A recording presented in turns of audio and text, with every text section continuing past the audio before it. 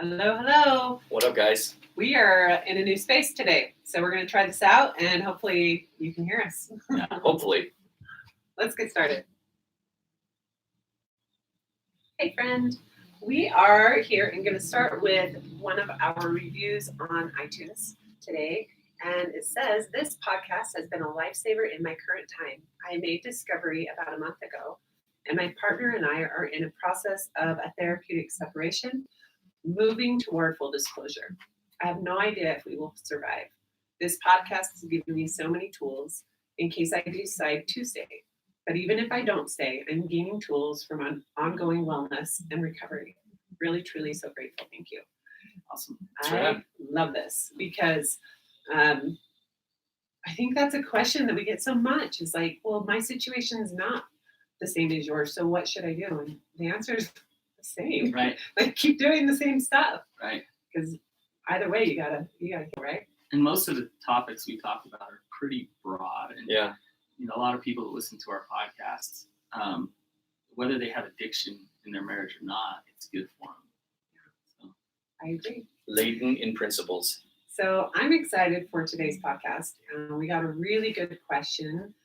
And let's be honest, we get about 50 questions a week on this topic. So it's about time that we do this podcast.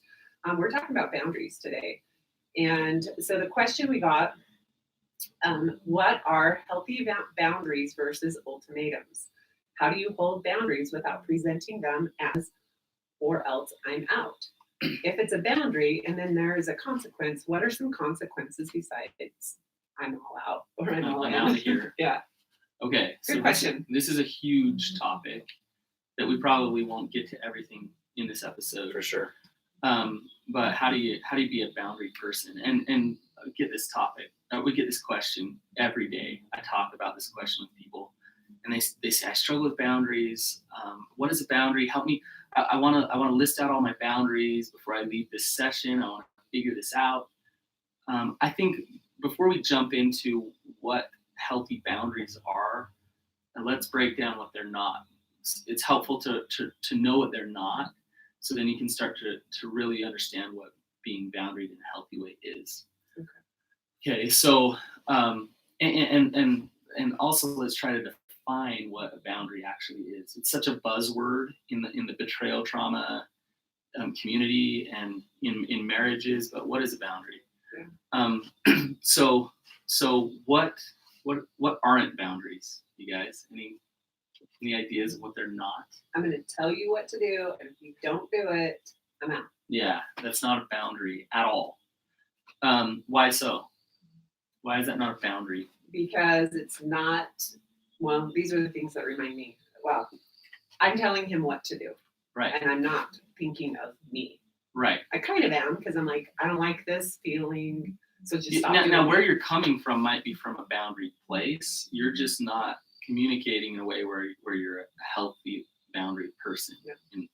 Right. And let's be honest, Coby and I, this is how we started with boundaries. And I think most of us start this way because it's super, like you said, it's a big topic, and trying to figure it out can be hard if you don't have all the right tools. So when you're in a relationship with an addict, whether it's sex addiction, drug addiction, whatever it is, and you got a lot at stake in that relationship, a natural reaction to that is, I want to control the situation so that they don't hurt themselves and they don't hurt our relationship. So I'm going to go threaten, I'm going to go control so that they won't do these things. And control, a healthy boundary is not about the other person. It's about you. It's yours alone. It's not theirs. So if I go to Coby and I say, Coby, you better go to 12-step, you better go to therapy, you better do A, B, C, and D, or else I'm out of here. I'm making it about him. I'm not going to him and talking to him about me and who I am and what I need and why I need it. Look, let me ask you a question. What emotions spawn those kinds of statements? What I'd say, there's one major emotion. I'm thinking it's an F word. Yeah, fear. Yeah.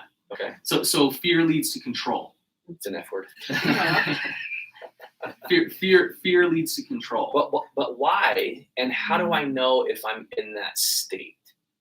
So, okay, that's a great We'll question. get to that. I Yeah. think. So, well, if you go and you try to control the other person, you're in that state. So if I go to anyone and I say, you have to do this, this, this, and this, or else, I'm in a place of fear. Right? So I'm not in a place of love. I'm not grounded in myself, knowing who I am. Now I can be in a state of pain. I can even be in a state of fear and not have to go control the other person. Okay, so I want to hear what it's not from maybe the addict side to the betrayed. Okay, what is boundary not? Man, that's a good question. A boundary is not. I can't game ever again. Okay, that's a good one. Why? Gaming in and of itself is not bad, wrong, or anything like that. What would be a boundary for gaming if I was like the dude who was up till 3 a.m. every night and had to get up and go to work at 6? Gaming all night would not be a boundaried activity, and it wouldn't represent really authentic living for as a partner, as a professional, as an individual. So what's boundaried is I'm never going to do it again because I've had some bad experiences with it. Okay, but a boundary might be I'm not going to game, after 7 o'clock at night. Yeah. But and we were just talking about this. There's different types of boundaries, and there's different and it's almost like we're talking about different things. Yeah. So like I'm not going to game after 7 o'clock at night, or I'm only going to game for 60 minutes a day. Oh yeah, or I'm not going to get on the internet unless somebody's around. Mm-hmm. Like these are boundaries that you set for yourself to protect yourself from doing behaviors that cause destruction for you.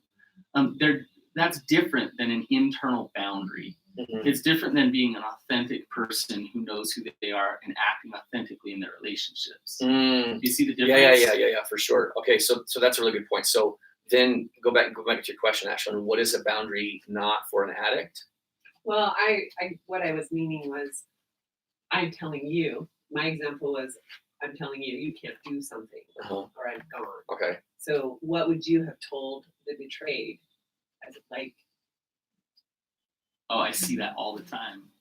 I don't think I understand. You answer the question. I don't think I understand the question though. Okay. So like the betrayed goes to the addict a lot and will say, you better not relapse, you better not do this, you better not do that, right? We see the betrayed trying to control the addict. But it goes both ways. It goes both ways, big time. Mm-hmm. Where the addict will say, look, when will you ever forgive me? How come you won't do this? How come you won't do that? And they're complaining about where their partner is. Mm-hmm. And in a boundaried way, they're saying this isn't working for me. Mm-hmm. But they're trying to change where their partner is. They're trying to force her to get healthier, to be better, to have sex more often with him, or whatever it is, because she better forgive, she better move forward. Would you say even like, I don't ever want to talk about this again? What do you mean? I hear that from Like, addicts. So forgive and forget. We Let's went move to on. therapy. We're done. Let's never talk about this again. Well, that was the first affair for me, like the emotional affair. Okay, but let's break that one down because I like that one. There's a boundary in there. There's actually a healthy boundary in there, but he's coming across defensive. He's coming across shut down, and he's saying, "I don't ever want to talk about this again. Like this it's is over. done. It's like over with." Shame is what it feels He's like. forcing her to. He's controlling her to not talk about it at all. Yeah. But what is his boundary? Did I stump you guys? Yeah. What is his boundary? Like, let's look at the boundary. And so this is how I want you to start thinking about it. What is his truth? What is his value? Why does he have these emotions that say, I don't like talking about this? So I would say that the truth is that I don't like being uncomfortable. I don't like doing hard things. That's lame. It's not a boundary. That's lame. It's super true. That's surface level. I don't like being uncomfortable. What's underneath it in that relationship? Yeah, I don't know, actually. I don't know. So think about it. If you dig down deep, I don't want to talk about the way that I betrayed the you. way that I betrayed you, the way that I hurt you. I don't want to talk about your pain. So are you saying that I really do boundary fidelity? What do you value? Do I value being loyal to my partner? Yeah. And because I wasn't, I don't want to talk about it? Yeah. So I value loyalty. I value love.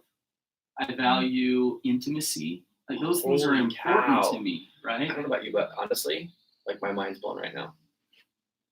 So do we not value loyalty because we talk publicly? Let me wrap my head around what you're asking. No. We Because I would value think the vulnerability, opposite. and that's what allows us to speak publicly. Right? Do you feel like you're breaking your own internal boundaries by No. doing this? No. And when we share separately, I always like talk to Coby because I don't like sharing his story for him. I like Right. sharing it together. But really though, what you just said, I've never heard articulated before. So, Okay, and let me tell you again what it was that I heard. Okay. I heard you tell me that the real authentic Coby values loyalty and values fidelity in a relationship, and because I broke that boundary, because I wasn't authentic to who I really was deep within me, because of addict mode, douche mode, then that means that I broke that boundary. Therefore, it's super painful to talk about that because I betrayed Ashlynn, and internally, my value is that I didn't want to do that. Right. But actually, I did do it. Right. And so Is that what you're saying? Yeah, right. And so when she's coming to you, let's say 5 years later, and she's like, "You jerk, you cheated on me," you want to say, "No, stop that. I want love. I want connection. I want you to value me. That I want loyalty in our relationship." But look how you're handling it. You're trying to force her to do something so that your boundaries are met. Yeah. Right? Now, if you showed up, if you heard her pain, if you held her pain, if you I listen to her, process right? it with her, if you listen to her, you might create the very thing that you actually want, and your boundary will be met. Because I'm looking That's at really this interesting. and thinking especially when I would bring up past, it was because I was not being heard and I hadn't worked through it. Yep. Right? And so I was like, come on, listen to me and make sure that you can own your stuff. And he wasn't there. Now, when we talk about it, it's super different. And it's talking about maybe connections and things we've learned because of those things. And so I think there's almost two things here where you can come at it as, how dare you, remember when you did this thing, I'm triggered today. Right. 20 years ago, Right. You hurt me. And that triggers this boundary within Coby. Right. But if I'm coming and I'm saying, I'm feeling triggered in this moment, and this is why, and I've processed and really thought about it internally, and I'm bringing And you know what's underneath. yes, You're- that's different, right? So you're listening to, and so this is one part of keeping your boundaries. You're listening to your emotions, and you're in tune with what those emotions are communicating to you. So if you're feeling frustrated or sad or scared or whatever, it's like, oh, why? Well, who am I? What is this telling me about me? Yeah. At my core, at my soul level, what is this telling me about me? Right? It's the get curious. Okay. So I'm like hyper connecting dots right now, and it is super emotional for me because what you just shared, Brannon, is totally contrary to how I felt like most of my life. Because the real me, I think the person that you married, Ashlynn, you were able to see through my shame and see who I was.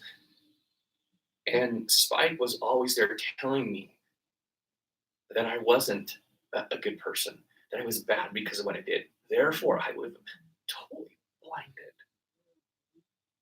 I'm totally blinded to the fact that I really do have boundaries within me to be loyal, to give loyalty, to I value fidelity, and I value you, and I value the role of our partnership and our marriage. And the pain that came from that was my not living up to it And so what I'm saying to you, Brandon, is like, it's like a different part of my soul connecting with me. That's contrary to what Spike told me. And so what the message I'm trying to convey is, if you're the person who's betrayed your partner and you feel so much shame, it's because deep down in you there is equal and opposite amounts of goodness and quality of character that exists in you, despite what Spike is telling you, despite how Spike is saying that you're bad and you're no good. That conflict internally is only there because the authentic you is good and values your relationship. And the betrayal of self is such a deeply painful thing, but it's something that you can heal from. It's something that you can move through. And I'm just like mind blown, Brandon, right now. Right. Honestly. And I'm super, super thankful. I think, Coby, you're seeing as we're talking through this, and I really appreciate this, because it gets frustrating for me when day in and day out I meet with people and they say, Brandon, give me my boundaries. Brandon, I want to come up with this one boundary about this one thing. And to me, it's so much deeper. It's so much more than that. And in order to be a real, truly boundary person, then you need to know who you are. You need to trust yourself. You need to know how to act in that truth consistently, and not be codependent, not give up your truths for other people, but be able to step into that, so that then it automatically you become a boundary person. It's not manufactured, right? So I'd like to go down a list to kind of a checklist to kind of check out if you're boundaried or not, and what a healthy boundary actually is. So talking about on this level, right? So let me try to distinguish really quick. Somebody will say, well, I have a boundary that he can't use his phone in the bathroom. Okay, it's very unhealthy, like not boundary at all. Okay, so I'd say to that person, okay, what's your boundary? And they look at me and they're like, what in the crap are you talking about? Yeah. And I'd say, well, what's your boundary? And what I'm saying, what's your truth? Why do you have that boundary? Where is that coming from? Fear of acting out. I'm afraid that he's going to act out. So in that fear, we can find a truth. We can find that fears, that emotion's a good thing. Let's trust the emotion. Let's not say you shouldn't be fearful. It's there for a reason. It's telling you something about who you are. Okay. I'm afraid of being hurt. No, I know the hurt that can come from this. Therefore, I'm afraid of. Why will you be hurt? Because loyalty is compromised. Okay, so what do you value? Loyalty. So look at who you are, not safety. So when you feel this fear or this, try to figure out who you are, not what like you're not what the other person shouldn't be. Okay, so I like that. Say that again. You said figure out who you are. Yeah, not what the other person shouldn't be. So who are you? I think we do that backwards. Yes. So if my spouse has acted out with pornography and cheated on me, and he loves to go in the bathroom with his phone all the time and stay in the bathroom all night long, I value safety. I value trust. And these are truths for me. I can say these really easily. They just come off my tongue because these are real truths for me. I value trust. I value safety.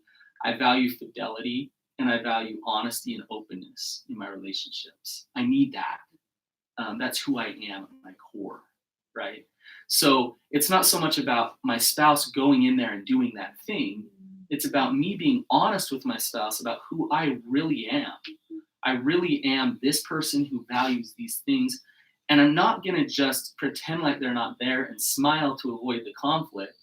I'm not going to bury them under a rock, but I'm also not going to shove them down your throat so that you don't actually hear me. I'm forcing them onto you. I'm going to be vulnerable. I'm going to be authentic. I'm going to be honest, and I'm going to learn how to communicate to you in a way where you can hear that. And our boundaries, ultimatums, they are ultimatums, but you can communicate those ultimatums in a healthy way.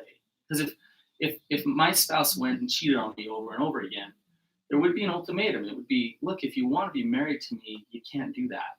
That won't work for me. That's an ultimatum, right?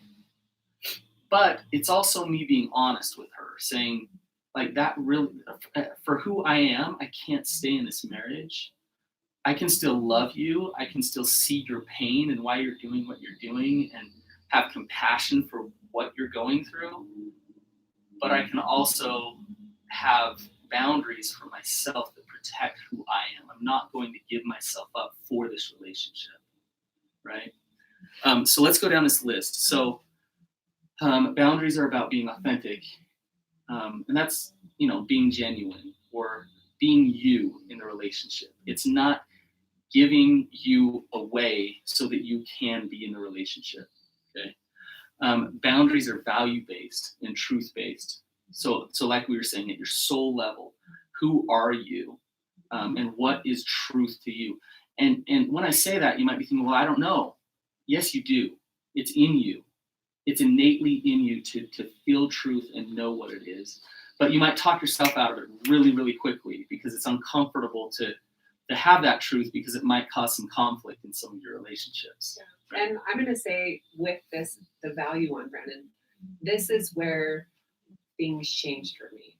When this was explained to me very differently than a boundary, what it wasn't, right? Like I was doing what it wasn't. Yeah. But when it came down to, okay, Ashlynn, you have to go and figure out who the crap you are and dig deep and get curious and be quiet and be still and listen. Yes. And I am totally the type where I'm going to go read books. I'm going to listen to podcasts. I'm going to search the internet and I'm going to find answers. You can't find answers for this. Right. You have to do it with yourself. Right, because your truths are unique to you and who you are. And in our deep dive podcast, we're going to get on Patreon, we're going to get specific about how to start to really trust yourself and know who you are. Because if you've lost that, there's a process that you can go through to start to rediscover that and honor that and step into that. Yeah. So that's what we'll talk about on Patreon. And this right here, this is the basics of self-love and self-care.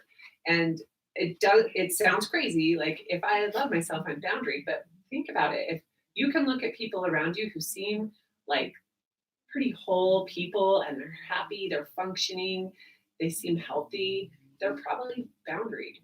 Yes. And that's a big part of it. If you love yourself, your boundary, they're one and the same. And your ability to be loved, and we say this all the time, your ability to be loved is directly correlated to how much you love yourself. So if I'm really boundaried in my relationships, then I can let somebody in. I can let them see the deepest, darkest parts of me. And the most vulnerable, intimate parts of me, because I'm boundaried. I love myself. I know who I am, so I can let somebody in. If I don't know that, I'm gonna have walls up everywhere, and those walls aren't boundaries. Those are so barriers. I really like how you describe that. As I'm thinking of my own life and the examples in it, it seems opposite. When you feel like I have these walls up, I'm a boundary, but yet. Yeah, isn't it that there is a paradox there? I'm a healthily boundaried person when I can be intimate and close with somebody else, right? That's so interesting. Yeah.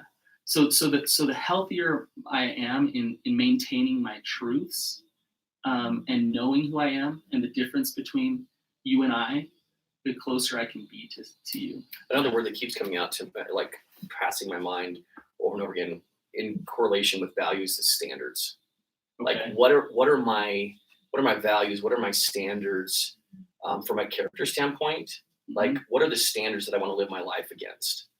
And it's like those are the things. Those values help define who you are. They are the standards are like a guide, essentially a definition of who you are and how you want to live. And if you can take it from that standpoint, then it's like, oh, like my values include the following things. Right. And if you can articulate the values that you want to live your life against, then it's going to be easier to connect to who you really are. Yes. No matter if you're the betrayed or the addicted. Absolutely. So that leads right into the next one, Coby. That's a perfect kind of segue to the emotional piece. And I said this earlier. If you're caught in judging your emotions or trying not to be emotional, or then you're gonna have a hard time with this. But to allow yourself to have emotions and then take it a step further and say, where is this emotion coming from? What is it communicating to me about me? So that, if that makes me really sad, for example, here's one for you. I missed a meeting with a therapist that I was supervising. I just forgot it. I just didn't show up. And she texted me and she's like, what the heck? Yeah.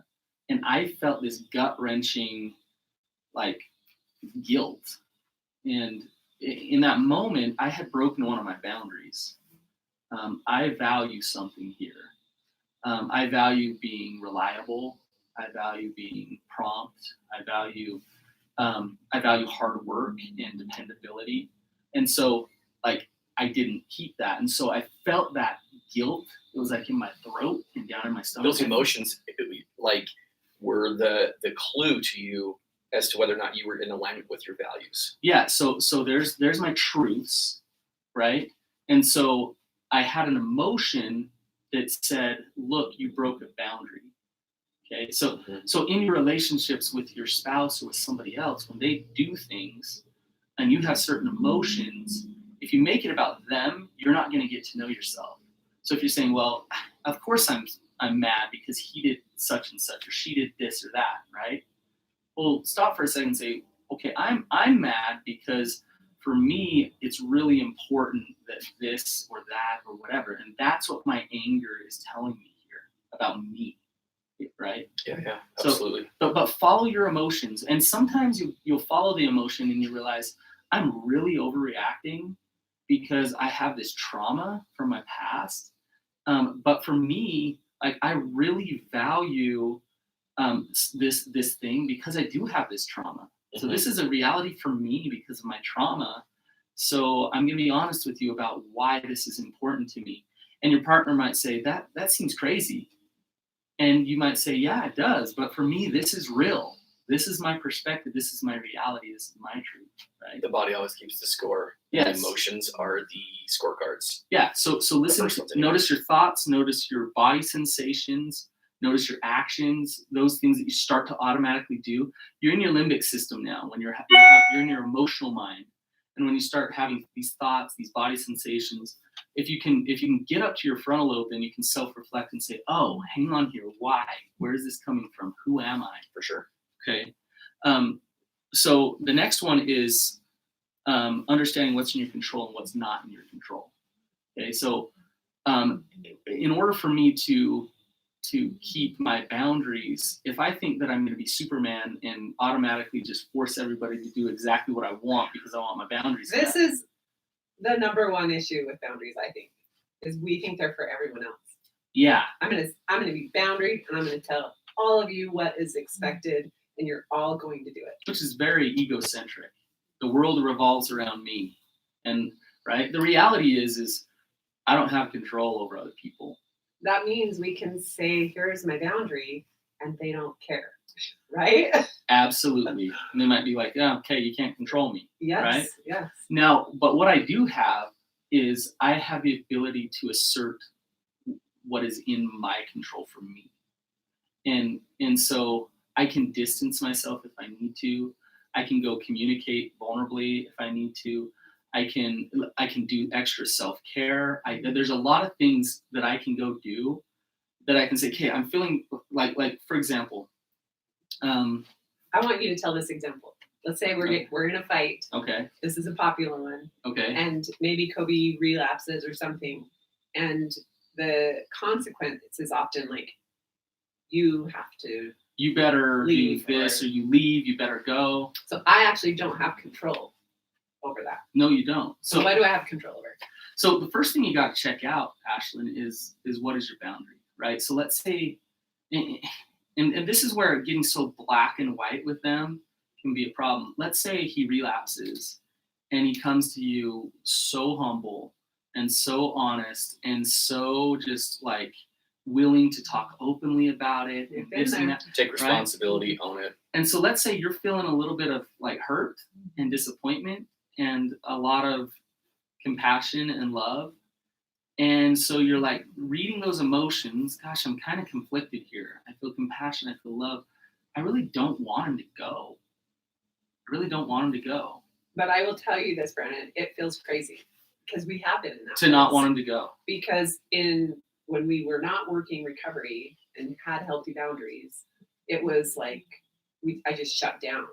And okay, you have to go away, like get out of my presence. Right. But when it did happen and I took the time that I needed and I took what was in my control of like, I'm going to go and process this and give him expectations. Hey, this is what I need because it hurts. Right. But I was feeling that like, but I love you that you told. And it was this like, it's this conflict. Yes. And it is confusing and it's hard. But so in the moment, sort through those emotions. What are those emotions saying? And if you say, look, you don't have to go, but just I want to be able to continue to talk openly about this. That's what I need. You got to ask yourself, am I trying to keep him around because I'm trying to control out of fear? Because if he does leave, is he going to act out? Oh my again? gosh. Yeah. Or in my heart, in my soul, do I really feel okay about him being around as long as he's going to talk openly with me about this? And this, I think, is really important because a lot of our listeners are in groups or they have friends that they're talking and sharing these things with. Right. And other people's opinions can steer us and lead us away from what we really value. Totally. And our authentic selves. Wow. Yeah. Well, it's interesting. So the different kind of just where we live here, the different groups that people go to, and they will like set automatic this is what you do. Things in place. This is what you do when this happens, and this is how you do it. And it's not acting authentically in that moment because every context is a little bit different. And sometimes that's good because sometimes you need to know that, hey, I can do that. And that's an option. And I've always been walked on and I've never had any boundaries ever. So when this happens, this just has to happen this way. Boom. That's how it is. But a lot of times you look at it and you read the situation and you say, this works for me or this doesn't work for me. Now, let's say, Ashlynn, let's say it goes this way. You're like, look, thank you for telling me about your relapse. I do need some space. Will you please go for the night?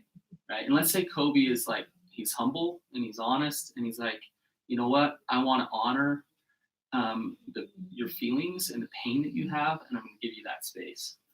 Awesome recovery behavior right there. Right.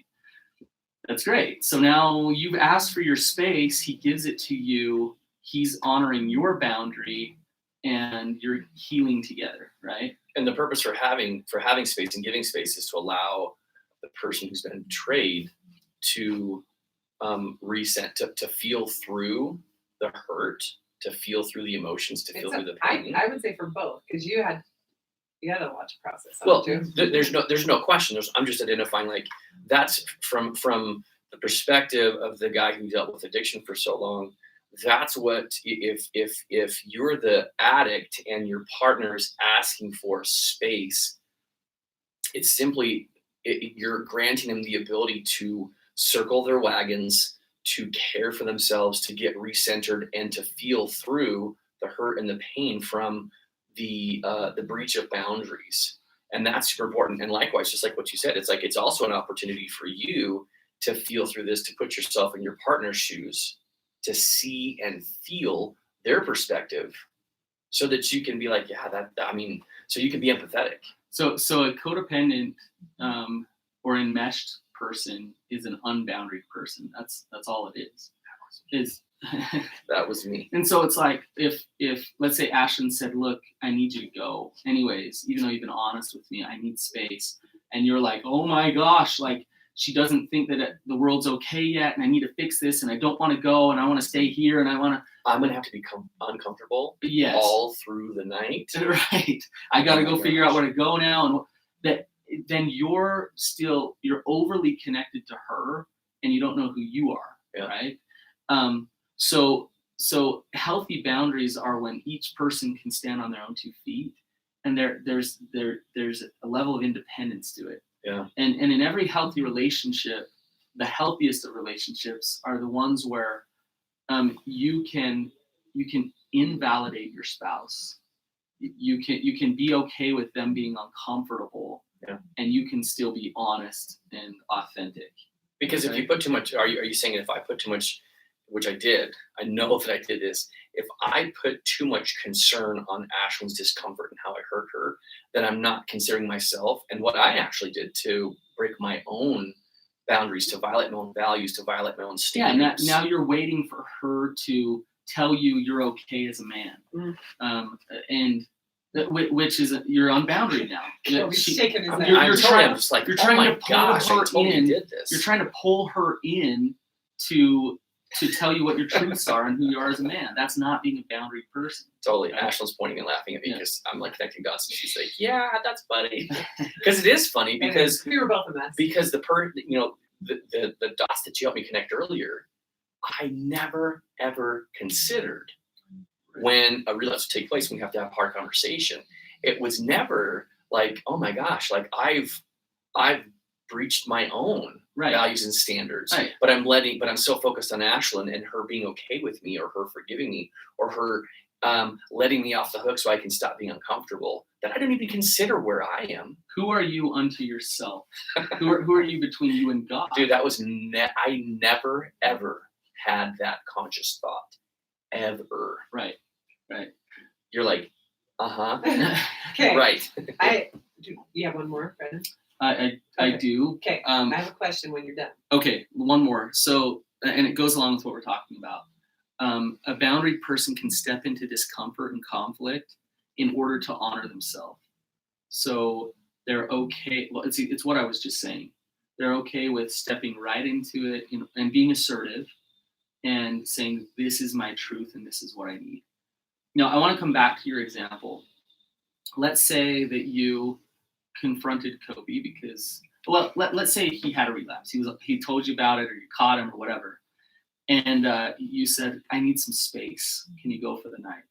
And he's like, no, pack your bags. This is my house. Yes. Right? Oh my gosh, we've heard that story Okay. over What and do over. you do? So now he's breaking more boundaries, is what he's doing.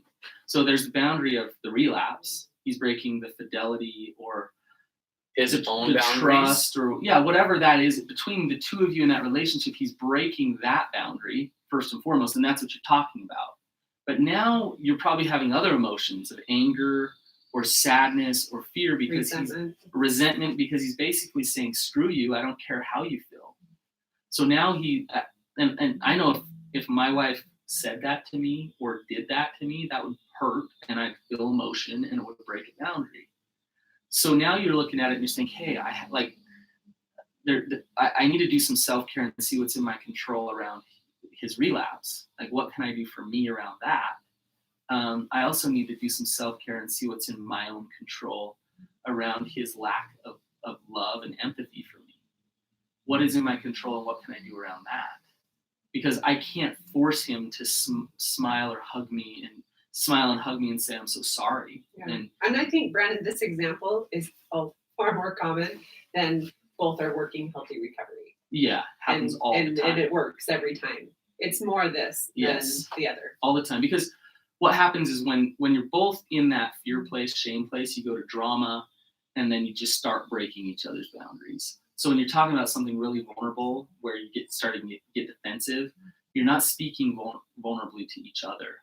So, okay, did you have a comment, Ashlynn? It was actually this, because I wanted to know, because I have so many people who reach out and say, well, I've set these boundaries and figured out who I am, and my family doesn't care. They don't like it, because especially family that's known us forever. I remember telling my sister, like, I would love for you to get to know who I am, because I am not the same person you grew up with. Right. And that's, it was really hard, and still is, for her to see me who, as I am now, as a boundary person. Right. That I'm not okay with the things that I was when I was 12. Right. Right. And so how do you deal with those in your life who say, good for you, but don't care that you're being confident and authentic? And, if those relationships, you'll either attract people who love you, or you'll push people away who don't actually love you.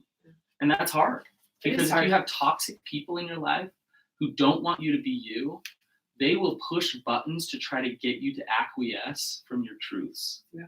They want you to come down to their level. They want you back to who you were. Yes. And it's having good boundaries ruins bad relationships. Yeah. Oh, I like that. Ooh. Say that again. Having good boundaries ruins bad relationships. It ruins the relationship that you true. never wanted to begin with. Well, the not thing is, like, necessarily. you want them because they're your sister or your mom, or Yep. your, like, it's like, I'm supposed to have this that's true. relationship, and I love this person, but I can't be toxic. that close to them, because when I am me, they don't respect that. They don't love me. Yeah. And in order to honor myself, I gotta have some. Yeah, I'm not gonna. So That's not gonna be okay. This would be holding a boundary. Yes. Right. So I can set a boundary, and if they don't care and don't accept it, then holding it is, I'm still gonna. Well, here's the thing, and I might get a little weird here, but when you're boundaried, it's energetic. You don't have to. It's not all words. It's not going to your sister and being, hey, I need to tell you that we're going to have this level of separation because you're always trying to take advantage of me. It just is like, You just do. If she knows that you're confident in who you are, it just happens naturally. This is exactly what's happened with me in family relationships and with friends. Right. And the cool part of this, I had a emotional moment on social media this week as I was thinking about this, because it's super hard for adults to make friends. Yeah.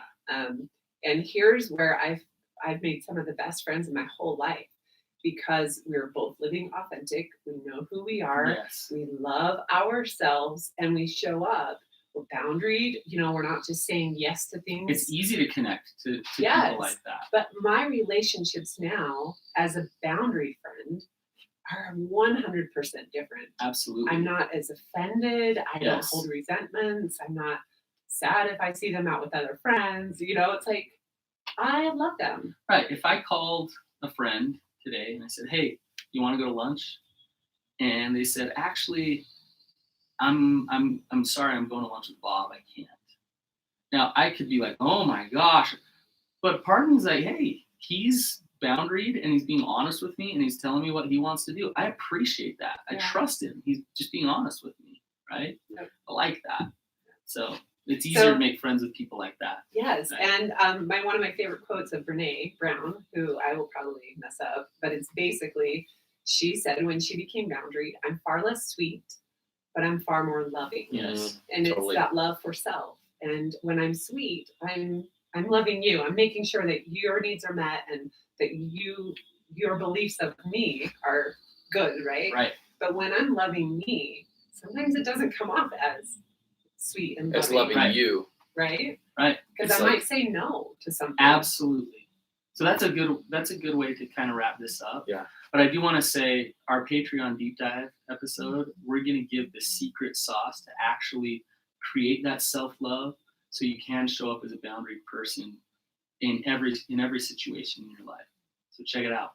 Cool. All right. Guys, thanks for being here. That was really good. I think I